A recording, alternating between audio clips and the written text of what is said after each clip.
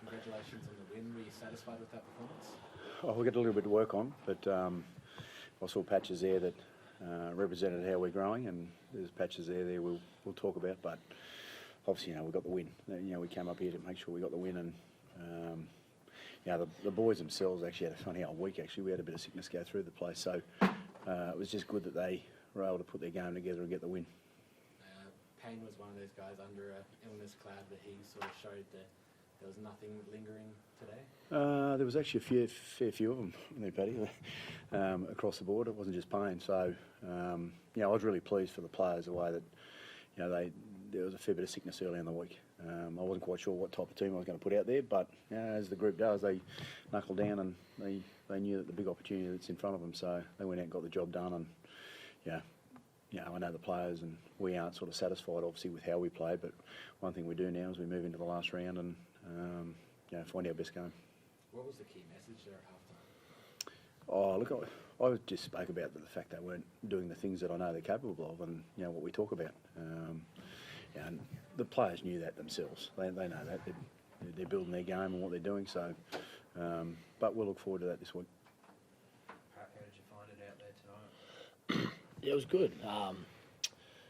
We obviously started fast, and I think on the back of that, 2 early tries probably put us in a mood to try and move the footy and finesse things a little bit. And like kind of what Madge touched on, forgot the basics of our game. So a little bit disappointing, to be honest, defensively. But we went through a little bit this week. So for a few of the boys to turn up and put in a performance was pleasing. But we've got to be a lot better.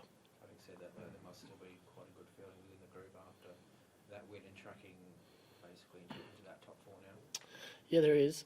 It's always nice to take 2 points, and especially the Cows boys had a lot to play for tonight. So, we'll take the 2 points. But I think, like I mentioned, the standard of where we're trying to go to and, what's going to be required to win finals games in the next coming weeks is, I think, a little bit more than that. So we've got some work to do. On a personal note, what are you going to work on in the next fortnight heading into finals? Oh, personally, just fundamentals, mate. I think the bigger the game, the smaller the moments, and it's all about nailing your role. And I think if I can lock in on those sort of things, then that'll put my own game and the team game in the best stead moving forward.